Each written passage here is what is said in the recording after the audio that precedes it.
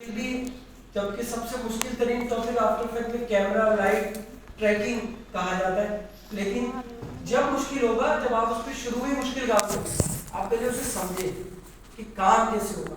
आपने एक कंपोजिशन लिया, मेरी बात मान के कि सिंपली आपने एक कंपोजिशन लिया, मैंने कहा आपने एक कंपोजिशन ले ली, फिर मैंने कहा कि एक टेक्स्ट लिख लें, आपने एक टेक्स्ट लिख लिया।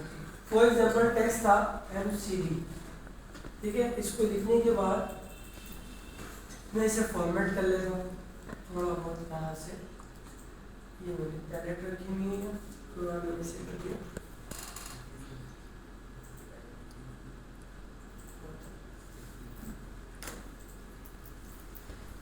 ये हमने एक टेक्स्ट लिखा है सिंपल, और इसको हमने यहाँ से कलर भी दे दिया, फॉर एग्जाम्पल अब ये टेक्स्ट है सिंपल, यहाँ तक तो किसी को कोई प्रॉब्लम ही नहीं, सिंपल सा टेक्स्ट लिखना आपने बताया। इसके बाद आपने न्यू में गए, सॉलिड में गए, आपने यहाँ पे एक रेड कलर का सॉलिड ले लिया। आपको ये पूछे सर वो टेक्स्ट कहाँ चला गया, तो उसको डाउन फोटोशॉप भी आता है, वो जस्ट लेयर को नीचे कर देगा, वापस। यहाँ तक बात क्लियर होगी। अब आपने कहा कि सर ये जो रेड सॉलिड लेयर है इसके अंदर ना रोटेशन जो आ रही है, देखिए रोटेशन, इसमें रोटेशन आ रही है एक, कितनी आ रही है रोटेशन, एक आ रही है। इसी क्या लिखा हुआ है रोटेशन में, सिर्फ रोटेशन आ रहा है स्केल के नीचे। मैं अगर थोड़ा सा ऊपर कर दूं तो आप लोगों को दिखा सकता हूँ, देखें ये क्या लिखा हुआ है रोटेशन, किसके ऊपर, सॉलिड लेयर के अंदर लिखा हुआ है रोटेशन। लेकिन जैसे ही मैं इसकी लेयर टाइप चेंज करूंगा 3D, मतलब इसमें लेयर टाइप को चेंज करने का एक ऑप्शन मौजूद है, वो कहा कैसे आता है अभी यहाँ दिख नहीं रहा, तो हमने F4 दबाया, F4 जैसे ही दबाया हमने F4, F4 दबाने पर आगे होगा जी, F4 दबाने पे देखें ये ऑप्शन आ गया, ये क्या लिखा हुआ है 3D लेयर दिख रहा है। F4 दबाया मैंने, अगर ये नहीं आ रही होगी बात तो आपको देखने की ये तीन बॉक्सेस आ रहे हैं, ये तीन बॉक्सेस बड़े मैटर करते हैं, तीन तो इन दो का अलग काम है, जो अभी हमारा मकसद है सीखना वो ये, इसको कहते हैं 3D लेयर। जैसे ही मैंने टिक लगाया ये वाले, जैसे ही मैंने इस पर टिक लगाया वो वापस हटा दिया, देखें लगाया, आप प्रॉपर्टी में चेंज देख रहे हैं, जादू हो रहा है ऑटोमेटिक, ये देखिए। आप इससे खेलते रहिएगा थोड़ी देर तक, ताकि आप ये ना बोले सर 3D समझ में नहीं आ रहा। भाई समझ में क्यों नहीं आ रहा, क्योंकि आपने शुरू में बचपन में बहुत चीजें 3D कर चुके हैं, आप खुद पूरे 3D हैं, तो फिर आपको नहीं समझ में आ रहा। आपसे अच्छा 3D तो कोई दुनिया का 3D नहीं है, ये 6D गया 12D गया, दुनिया का कोई डी खोल ले आप, इंसान का तो मुकाबला नहीं कर सकता। तो आप ये क्लिक कर रहे हट रहा है, क्लिक कर रहे आ रहा है। तो अब एक सवाल है हाजिर हुज़ैफा के दिमाग में, तो सर फर्क क्या है, क्या आप वो इस्तेमाल नहीं करते, जबकि खुद देख रहे हैं कि फर्क क्या आ रहा है, X Y Z ऐड हो गया और सबके अंदर तीन तीन कंट्रोल आ रहे हैं। अब बोलेंगे सर हमने कब बोला, तो भाई आपने बोला हो ना बोला हो, पता तो कुछ चलता है ना, तेरे साथ अरसे साथ रहेंगे, कुछ तो चीजें सीख ही जाता है इंसान, तो मैं सीख गया कि आप बोलो नहीं बोलो। ये देखें X Y Z, ये देखें X Y Z, और आपको दो सेटिंगें दिख रही थी, देखें पोजीशन में कितनी आ रही है, एक दो, देखें एक और ये दो। आपने जैसे 3D करना तो ये देखें समझ में नहीं पर, अब तो वाजे समझ गए ना, ये फर्क पड़ रहा है। आप किसी से पूछोगे ना ये बात, कोई चलाता होगा ऑप्शन, आप उससे बोलो 3D लेयर की कन्वर्ट करने से फर्क क्या आता है, वो बोलेगा XYZ हो जाता है। तो आप उससे पूछोगे पोजीशन में क्या फर्क आता है, बोलता है वो ये कहेगा कि बस XYZ आ जाता है, यही हमने पढ़ा, और हमें पता नहीं है पोजीशन में क्या होता है। बेसिकली तीन कंट्रोल्स आ जाते हैं आपके पास, प्रॉपर्टीज तीन आ जाती हैं, रोटेशन के तीन कंट्रोल आ जाते हैं X Y Z। हाँ इलिस्ट्रेटर में ये 3D में भी था, इलिस्ट्रेटर में ये देखें X ये रहा। अब अगर आपको थोड़ा समझ आने लगा है तो आपने X से खेला थोड़ी देर यूं, ये देखें आप इसको हिला रहे हैं माइनस में तो ये नीचे जा रहा है, यानी आपका वो जो रेड सॉलिड लेयर है वो ये देखें घूम रहा है, आप सबको दिख रहा है कि ये यूं घूम रहा है। और अगर आप इसी तरह Y को घुमाएं तो ये देखें यूं घूम रहा है ना, और अगर आप Z को घुमाएं तो ये यूं घूम रहा है। तो इससे थोड़ी देर तक खेलते रहे जब तक याद ना हो, ये जब आपको याद हो जाए कि यार किससे क्या हो रहा है, इसको कंट्रोल Z जो पाकिस्तानियों के लिए कमांड है उसको दबाते रहे, जितनी दफा आपने खेला उतनी दफा इसको दबाए, वापस आ गए, एंडो कर दे। अब बात हुई, सवाल पैदा हुआ कि हमें जब ये समझ आ जाएगा तो हमें सोचना होगा कि यार ये कौन से कंट्रोल को अभी जरूरत है। हम चाहते हैं कि जो हमारा पीछे है ना ये फर्श बन जाए, ये क्या बन जाए, फर्श बन जाए, इस एमसीडी का बॉटम टाइल बन जाए, एमसीडी का फर्श बन जाए, कौन, ये रेड सॉलिड है। तो ये एक्स रोटेशन के जरिए हम करेंगे, ये देखेंगे। इसको अगर मैं यहाँ क्लिक करके 0 की जगह 90 कर दूं तो ये देखो, तो ये बिल्कुल स्ट्रेट हो गया। अब यहाँ सवाल पैदा हो गया कि सर ये रोटेशन हो गई, आपने प्रॉपर्टी 3D लेयर कन्वर्ट करा दी, सही है, हमें समझ आ गया। तो adobe after effect, adobe Photoshop की तरह, इलस्ट्रेटर की तरह नहीं है, ये इस टाइम पे भी कैपेबल है कि आपको दिखा सके कि ये टॉप से कैसा लगा है, ये आपको दिखा दे, क्योंकि इसमें कंट्रोल है। जैसे ही आपका ऑब्जेक्ट 3D होता है ना, तो कुछ सपोर्टिव एंगल है इसमें, फ्रंट, लेफ्ट, टॉप, ये सब मौजूद है इसमें। वो कहाँ है, वो इधर है, देखिए मैं आपको दिखा रहा हूँ। मैंने ये साइड में रखा, इस जगह पे इस कंपोजिशन को मेरे ख्याल में एंड डाउन करना पड़ेगा मुझे, क्योंकि रेजोल्यूशन में कुछ चीज़ें कम आ रही हैं। इसको वापस लगाता हूँ, या मुझे इंटरफेस चेंज करना पड़ेगा। इंटरफेस चेंज कर ले वर्क स्टेशन से। यार पंखा चलाओ, गर्मी होगी। सर आपने लेदर जैकेट पहनी हुई है। हाँ ये भी सीरियसली लग रही है, गर्दन में वो हो गया था ना, मैं इसलिए एहतियात बंद कर रहा हूँ। वर्क स्पेस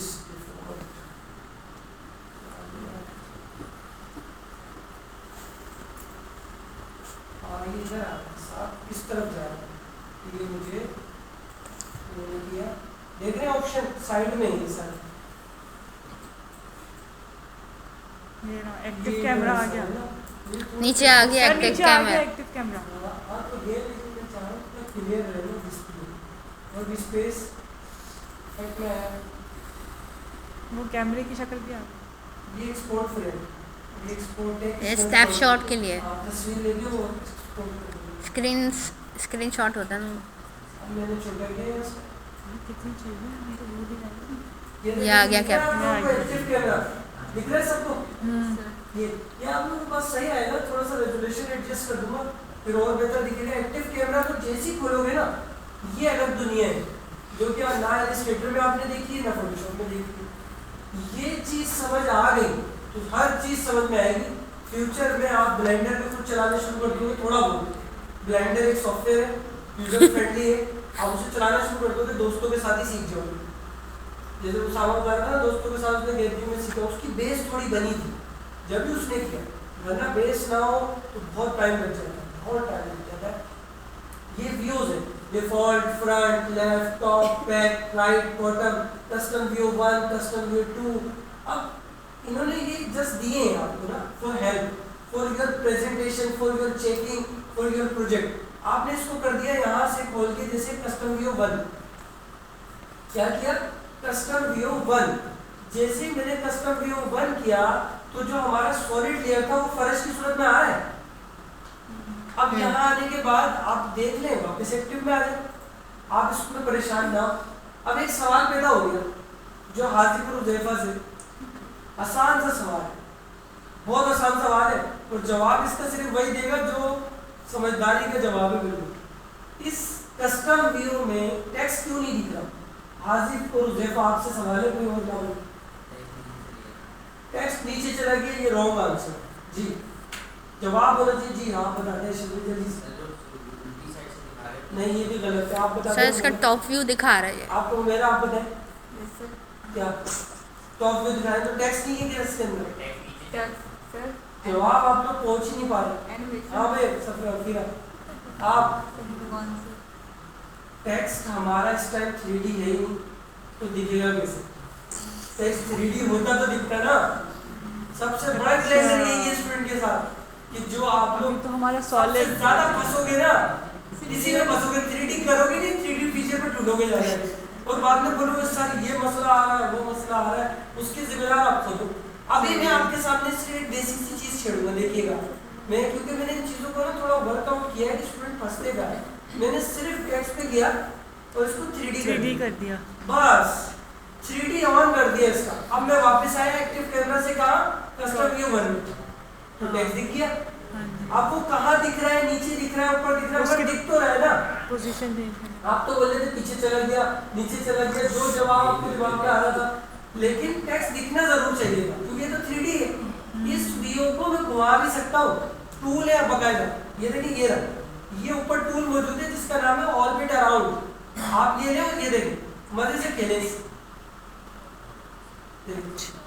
आपकी ख्वाहिश थी कभी ना कभी होगी, या हम कैसे घुमाएंगे, कैसे हम यूँ कैसे घुमाएंगे, तो आज आपकी ख्वाहिश पूरी होगी।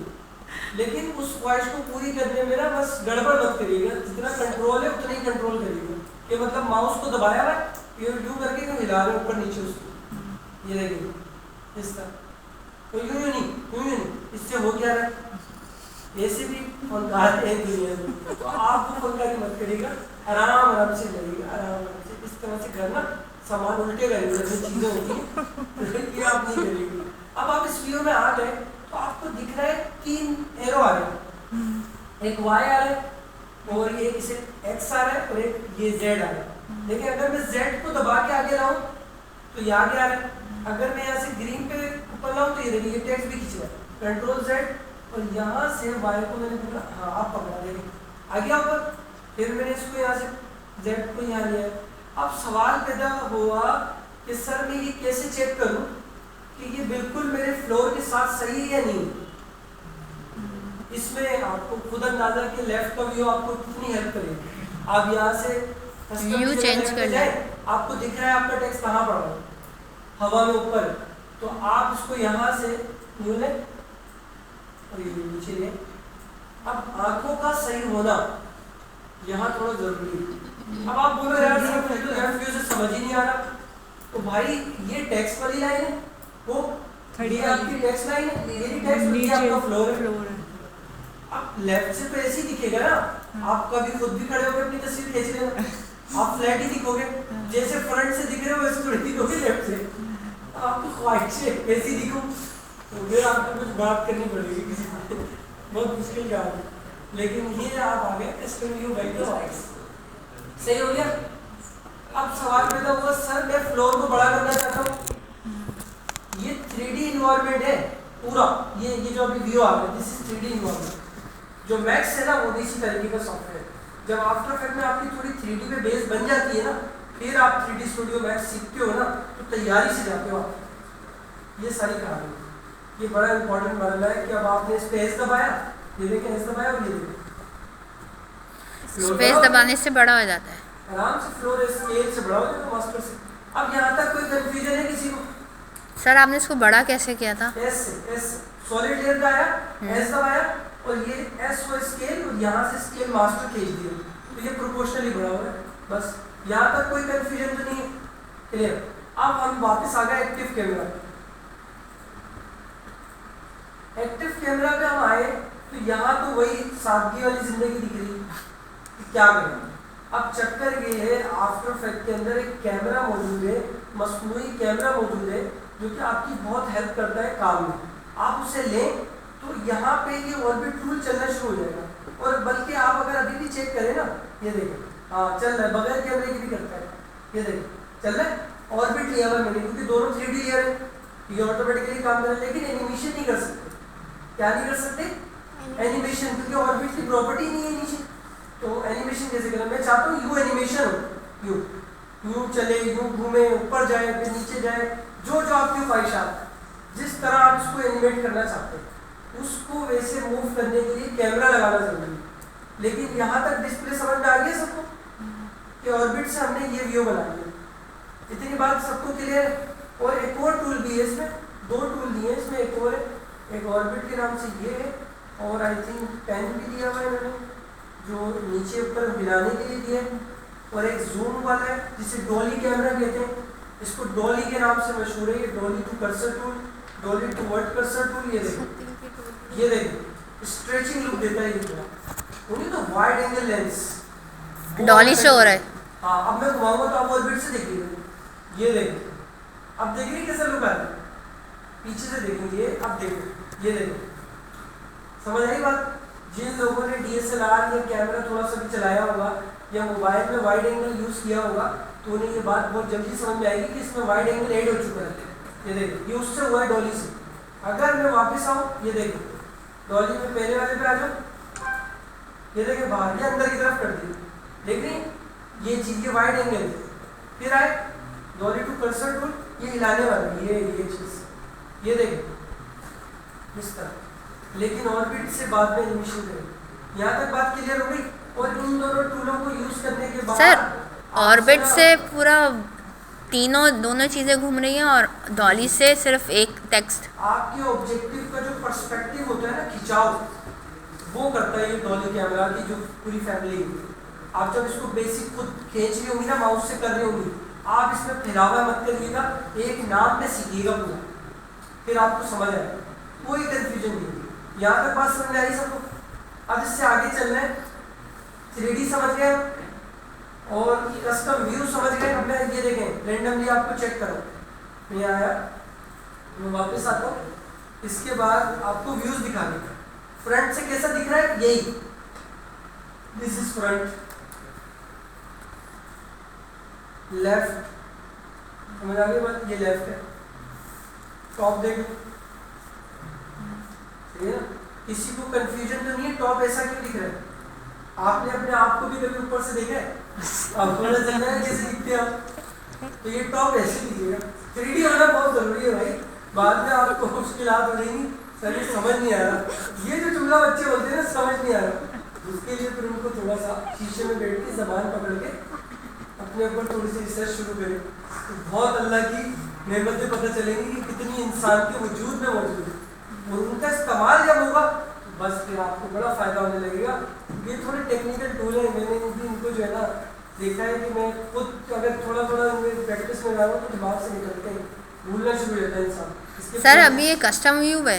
जी जी, अब custom view 1, custom view 2, custom view 3, ये अलग अलग व्यूज़ आ रहे हैं। आप इनको ख़राब कर देंगे, हिला देंगे, उल्टा कर देंगे, वैसे ले जाएंगे, ये खुद अपडेट नहीं होते फिर बाद में। आप इन्हें ख़राब करके छोड़ देंगे सारे व्यू, तो ये वैसे ही रुक जाएंगे।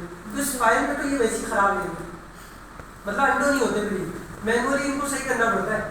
ये ध्यान में रखिए कि अगर आपने कस्टम व्यू एक अच्छा लग रहा था, उसको ख़राब कर दिया, फिर दूसरे में चलेगा गलती से, वो भी ख़राब कर दिया उल्टा पुल्टा, फिर उसको सीधा मैनुअल करनी है और चाहे किसी तरह हो जाए। अंडो भी नहीं चलता इसके अंदर, फाइल अंडो हो जाती है, आपका ऑब्जेक्ट अंडो हो जाता है। कस्टम व्यू ऑर्बिट अंडो रिकॉर्ड नहीं करेगा, लेकिन चेक भी कर लेते हैं। ये देखिए मैंने यूँ हिलाया अंडो, अब तो कर रहा है फिलहाल ये देखिए। अब आपको फैसिलिटेट करते जा रहे हैं 22 में ही, वरना पिछले वर्जनों में ये सब चीज़ें नहीं है। 20 में करेगा, 22 में भी करेगा, 20 में भी मे भी होगा ही, पर चेक कर लीजिएगा। वैसे तो मैं कस्टम व्यू को जैसा इस्तेमाल करें ना वैसे ही रिलीज करके उसको छोड़ दीजिएगा, ताकि बाद में आपको सही मिले। जैसे 5 मिनट यूँ कर दिया खराब, टेढ़ा मेढ़ा यूँ करके छोड़ दिया, अब बाद में बोल रहे हैं कि यार ये सही क्यों नहीं हो रहा, कंट्रोल Z कर दें, फिलहाल वापस आ जाए कस्टम व्यू 3 से फिर 2 में आ जाए, ये सही है इस तरह। कस्टम व्यू 1, अब आ रहे हैं हम लाइट की तरफ। अभी हमने इसमें एनिमेशन कुछ भी नहीं, डन हो गया, यहाँ तक बात क्लियर होगी। जैसे हम इसमें एनिमेशन ऐड करेंगे ना, आपको चक्कर आने लगेंगे, यार ये क्या हो गया, जबकि आप घड़ी में खुद पक्के हो। अगर मैं अभी आपसे बोलूँ कि अगर फॉर एग्जांपल मैं समझा नहीं रहा, आपको बोलूँ कि मैंने यूँ रख दिया ये, और आपसे कहा कि आपको तो सब पोजीशन ये सब चीज़ें आती हैं। फॉर एग्जांपल आप इसमें सिर्फ न्यू में जाए और कैमरा लें, न्यू में जाके कैमरा ले लें और ओके कर दें। डिफ़ॉल्ट जो कैमरा आ रहा हो ना 50 या 55, ये दो मेन होते हैं इसमें। 50 आ रहा है, 55 अब नहीं आ रहा, 50 आ रहा है। 50 mm होता है या 55 से कम होता था, अभी और ज़्यादा हो गया, तो उल्टा चलता है लेंसेज का। मैक्सिमम जो सबसे मीडियम पे आता है ये 50 mm का कैमरा है, जो डिफ़ॉल्ट में ये सेलेक्ट करते हैं हमें।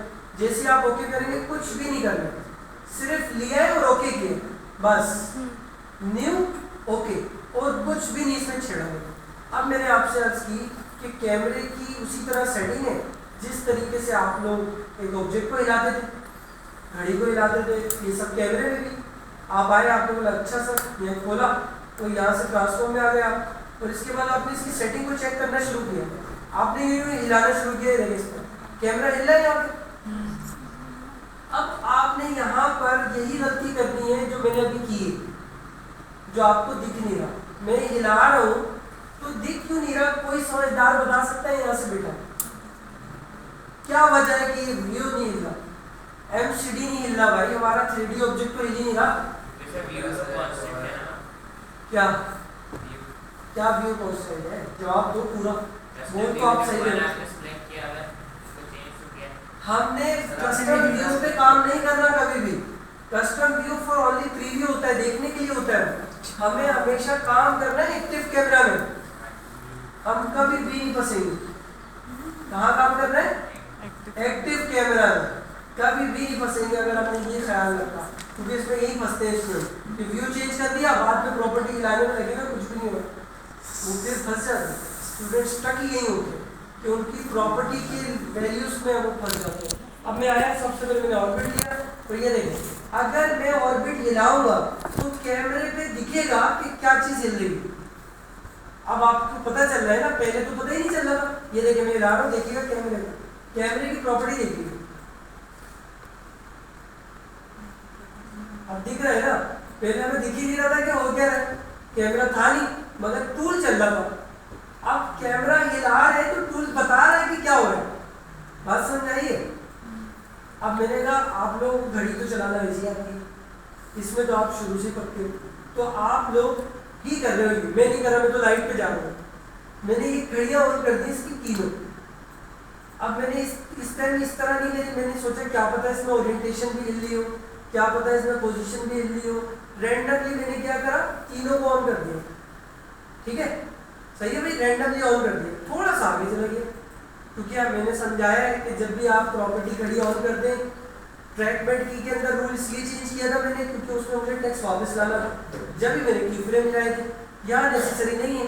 अब मैंने यहाँ आया, मैंने यूँ हिला दिया एमसीडी को, इस तरह कर दिया, तो की फ्रेम लग गए, ऑटो लग गए, और मैंने कुछ भी नहीं किया। फिर मैं थोड़ा आगे गया, फिर मैंने यूँ कर दिया इसको, फिर मैं थोड़ा आगे गया, फिर मैंने इसे यूँ कर दिया, फिर यहाँ आया, यूँ सीधा कर दिया, फिर यहाँ आया,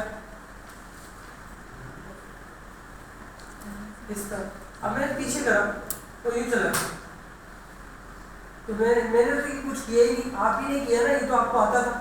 बस मैंने तो कैमरा लगाया और घड़ी ऑन करी बस, और उसने उसको वैसे कंपोज किया जिस तरह से मैंने मूवमेंट दिए थे, सिंपल। अब अगर मैंने यहाँ एमसीडी लिखकर जोर बिठा के लिख दूँ, न्यू से यहाँ राइट क्लिक न्यू, डन हो गया। एनिमेशन तो आप लोग खुद ही कर लोगे, कैमरा बस मैंने लगाया और कुछ भी नहीं किया। यहाँ तक बात क्लियर हो गई? जूम बिल्कुल कर सकते हैं, ये देखे ना। अब मैं आया वापस, ये देखे मैं यहाँ आ गया 10 पे, अब मैंने सोचा जूम से खेलते हैं, ये रहा जूम, ये देखो सब खेल सकते हो, बस उतना ही खेलना जिससे वो थोड़ा बैलेंस रहे। ये ना हो आपसे कोई कंट्रोल ही नहीं हो रहा, अंडो कर देना गलती हो जाए, तो सब कर सकते हो। ये देखें यहाँ पे, ये देखें और जूम, फिर वहाँ साथ में ऑर्बिट भी, ये देखें, फिर यहाँ आ गए। फिर आपने कहा कि भाई इसके अंदर क्यों ना मैं ये करूँ, इस तरफ ले गए, फिर इधर आ गए 15 सेकेंड, फिर जूम आउट, और फिर ऑर्बिट, फिर साथ में ये इसमें ये भी है, पैनिंग वेनिंग सब है, डॉली कर्सर सारे टूल इस्तेमाल करना। ये नीचे ले आओ, ये जूम आउट, फिर आप इसमें एक और इसमें पेन के नाम से, ये रहा पेन, ये हिलाने के लिए। अब आपने सारे देख लिए, सब हो रहा है नहीं हो रहा?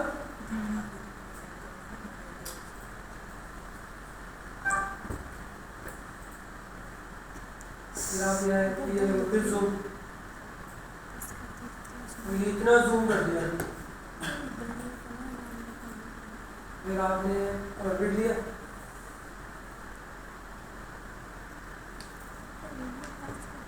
और ये रख दिया, फिर जिस पे गया आपने फिर जूम हो गया।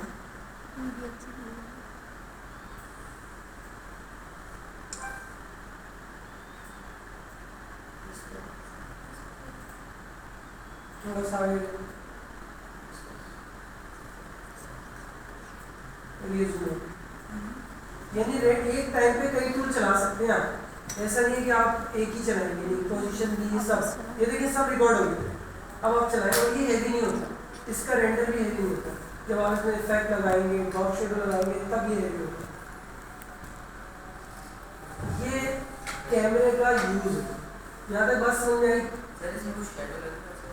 अब करूँगा ना शेडो, हम लाइट से करूँगा, लाइट के साथ शेडो जनरेट होता है। सर पहले आपने कैमरा व्यू सिखाया, अब एनिमेशन सिखाया, अब लाइटिंग सिखाएंगे। हाँ, एनिमेशन आप सबको आती है, आपने सिर्फ टूल चलाया, कैमरा चलाया है, कैमरे के व्यूज चेंज किए। तो अब मैं नाम ले लूँगा तो कई बच्चों को लगे कोई मुश्किल काम तो नहीं है, होता है ये, इसीलिए मैं उसको हाईलाइट नहीं करता कि आप लोग कई सारी चीज़ें सीख चुके हो और आपको पता भी ना चले, क्योंकि जैसे ही आप लोग बाद में सीख जाओ तो यहाँ भी ना कर लो ना भाई बहुत चीज़ें, ये बहुत चीज़ें नहीं, ये आपको ऑलरेडी इसमें से कई सारी चीज़ें आती हैं। इसमें आपने कैमरा सिर्फ लगाया है, पोजीशन एनिमेशन आपको खुद आती है लगाई।